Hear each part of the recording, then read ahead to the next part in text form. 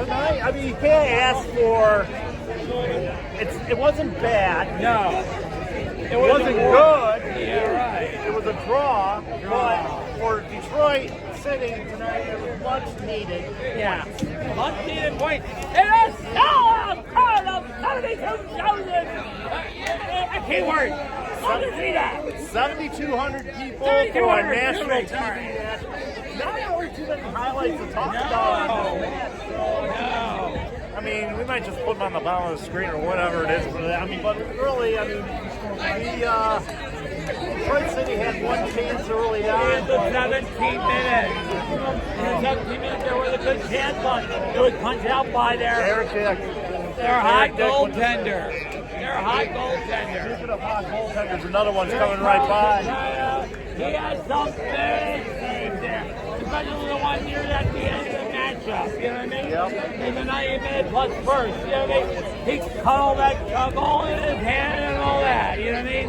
Oh, I have to mention earlier in a second, there was a good opportunity by the Congress there, but couldn't find the end goal. Yeah, and it was just like that tonight. One of those tight defensive struggles that you normally see between Detroit and Pittsburgh, and the same old song and dance. Same old story. Same old song and dance. Zero.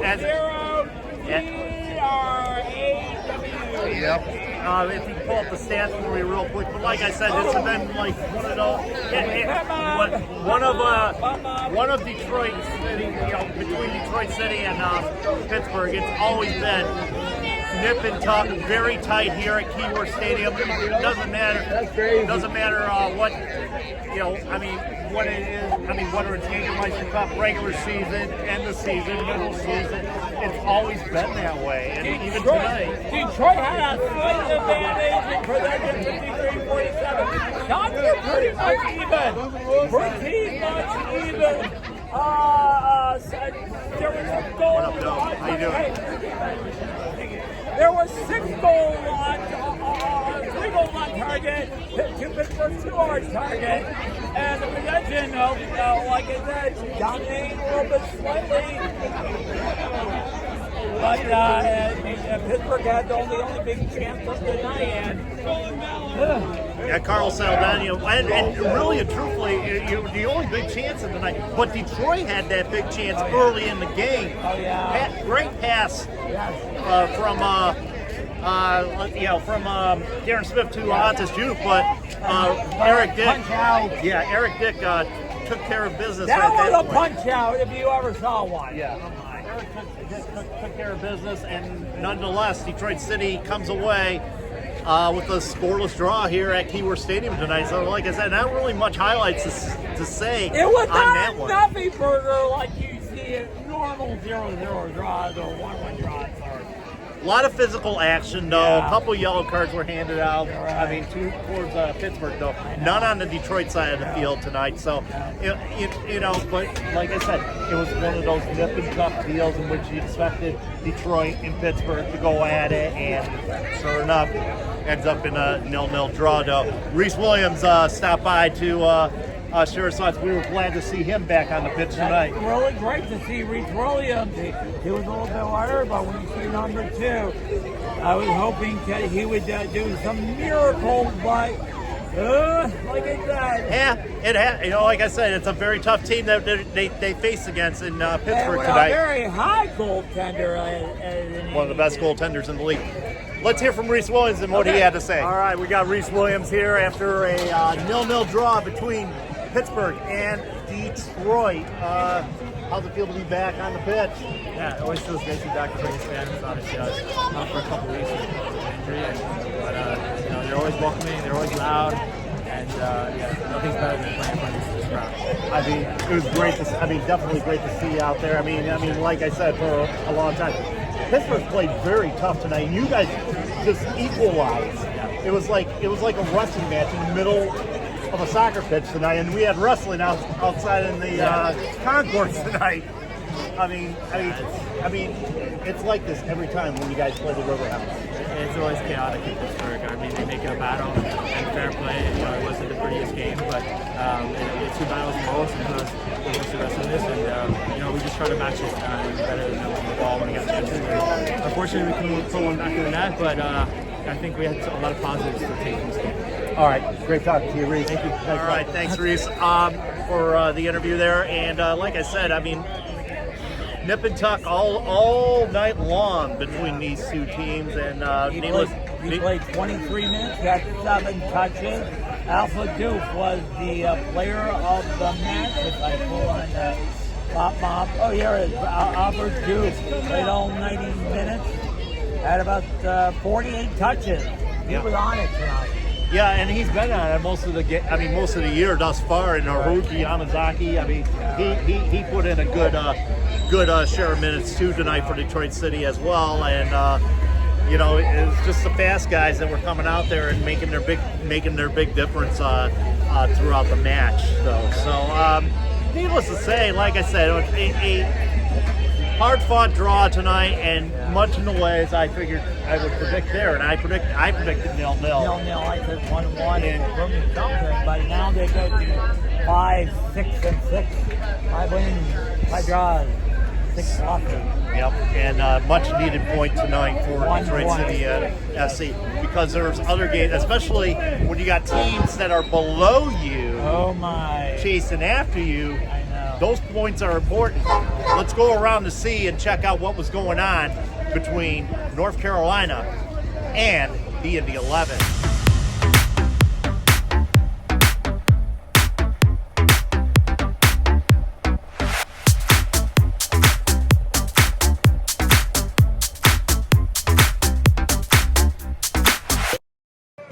Yeah, great story. Trevor came in as sort of the third choice goalkeeper.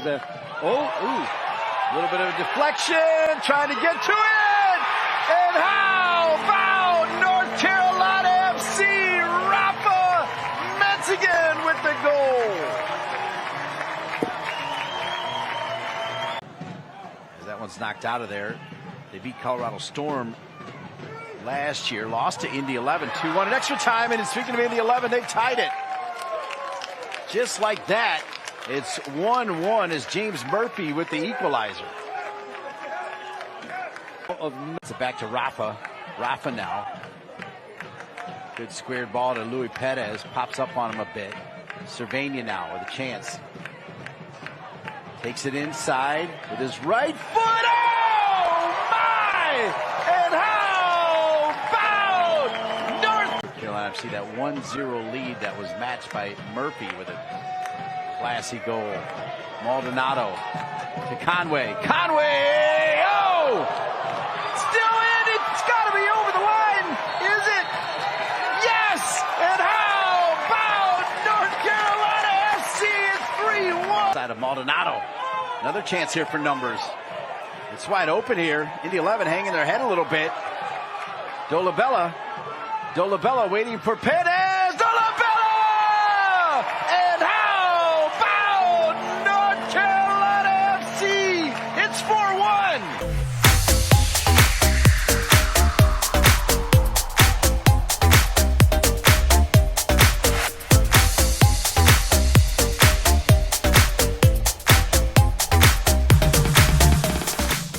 All right, we're with Coach Danny Dichio after a 0-0 draw tonight. Very hard-fought game between you and Pittsburgh tonight. And is it a relief? It's getting the norm when we play Pittsburgh. It's a very physical, tough game. What I really liked from the group tonight was the commitment. You know, we spoke about not delving too much into tactics this week in training, but getting back to our identity of being hard to play against, being aggressive, playing on the front foot. And we saw that tonight. And I like the commitment from the guys. We just got to be a little bit cleaner, better quality in the final third, attacking actions, because we're still not creating enough for our forwards, but also our forwards need to be better in creating chances for themselves. And, you know, Diouf has come in and done a really good job, but Darren's lacking that little bit of confidence and belief at the moment, so we've got to get him back to scoring goals. Yeah, absolutely. And then, like I said, it's been a long time since he's scored a goal. In fact, the last time I believe he scored was against I'm trying to think. No, not in Indy 11 in the Jaeger Cup against Portland Hearts of Pine, if I remember correctly. That's right. That seems a long time ago. So he's going through a little bit of, turmoil because he knows he's been brought in to score goals, and he had a great start to the season. And I've been there. I've been there as a player where you're just not on the end of things, or things are not bouncing your way. But we need more from him. He's a very good player, and the team need more from him. So we're trying to get that confidence up with him. We're trying to refresh the squad a little bit. We're missing Stevie and Ben, who are big players for us. So, we're looking to try and bring 2 players in, but we've got to find the right players. It's not easy when other Eastern Conference teams are saying, no, we don't want to deal with you guys. We don't want to make you guys better, which I get as well. Absolutely. And a big plus is having Rhys Williams back in the lineup today. It was nice to see him out there contributing a little bit. Played a little bit in the second half, though. It looked like he's, a little bit more healthier than in the last couple of weeks. So he's been struggling with a calf strain, and it's difficult for Rhys because he's an explosive player. So when you're pushing off, and that's a muscle that he relies on a lot, but to have him back on the team and getting him back in is a big lift for the guys as well. And having Lai back, started a couple of games. We still haven't seen the best of Lai yet, but we're going to get there with him. He's an integral part of our midfield as well. So we're not panicking yet. We've got to keep the belief. We've got to keep working hard. We've got a lot of home games coming up that we need to make the most of. Take advantage at home. That's all you can do at this point, and there is a lot of home games coming up in the next couple months. We're in the second half of the season, folks, and like I said, it's going to be one tough one, but we're going to get there. We're going to get there. We know we have the support of the fans. We know that we can be better. We've always reflect and look at things in games, but we're going to get there, and I assure you of that. All right. Thanks a lot, Danny. Have a good weekend, okay? All right. Wow. I was just looking at that score, and it was like, oh my God, they're killing them. They're very much killing them. And is the body already dead or what? North Carolina's been playing strong as of late, too. It looked like Indy are saying, stop, he's already dead. The Simpson line name, but but it's unbelievable. Yeah, and that's the reason why they're in contention. They're in the top 4. They're in the top 4 for a reason tonight. Yeah. That was the only scoring. Sorry, ESPN, we couldn't provide you with the goal scoring that you wanted to see tonight. However, so like I said, one of the most physical matches I've seen. You're right. So at the end of the night, it's Charlton Battery, 38, Louisville, 37. How about this? Loudon in a slump, 27. North Carolina, they win, 26. And needless to say, the more important thing here, I didn't mean to stop you. More important thing is Detroit's above the Indy 11 in 6th place. In the Eastern Conference. They have 21, Indy have 20. Pittsburgh, by the way, have 22. Don't forget everybody behind. Birmingham Legion, Miami FC. And don't forget Rhode Island, they played in the network El Clamico. Yes, El Clamico, Saturday at 4 o'clock on CBS. I know. So, like I said, the weekend's done here for us. You're as right. far we got the early game. Let's just say that we got the early game. We the early game. Next week, though, back to Jägermeister Cup play. Yes, Detroit City. Our last game against Westchester United. We faced them before in the U.S. Open Cup. We beat them 3-0, and they have a slim to none chance to make it the wild card, but my question is, though, why are you having a draw before a week and a half before the games are or a week before the games are even played? That's a good question. I was watching Hartford against Tampa Bay, two last place teams, and all I saw Friday. Okay, they're good. No, the actual draw. I'll talk about more on the losing. Oh yeah, we'll meet again for the musings, of course, on Wednesday. It's going to be you're truly angry, Ma, about that draw and other things, including something involving Scoreless and another reband from a league. Oh yeah, we get a plethora of soccer talk on there. We concentrate more on Detroit City here on After Hours and on Soccer Night in Detroit. But we want to we want to talk about more things that are going on in the world of soccer. Stuff outside the Detroit City. Absolutely, and even in the USL as well. And so the USL, considering one subject I would love to talk about is a lot of stadium deals falling apart these days. I've heard of one as of this morning. As a matter of fact, two. Two, as a matter of fact, this morning. What's going on there? I don't know. We'll find out more on Wednesday. I hope we're not in the curse, man. For God's sake. Oh, we're hoping not either. Okay. So, but like I said, big win or big game tonight. It ended up being in a draw for Detroit City, but a much needed point, especially in this playoff.